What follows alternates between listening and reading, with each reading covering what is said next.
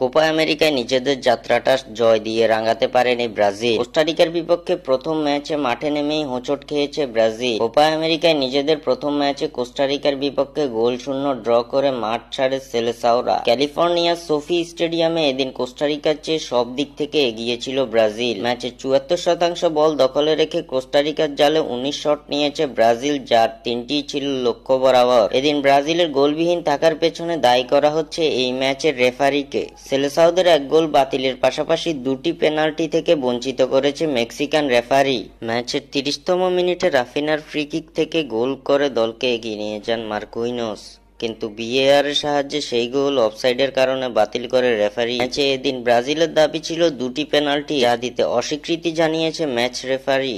সম্ভাব্য এই পেনাল্টি দুটির মধ্যে একটি ছিল ভিনিসিয়াস জুনিয়রকে ফাউল করা এবং অন্য একটি ছিল প্রতিপক্ষ কোস্টারিকার খেলোয়াড়ের হাতে বল লাগা।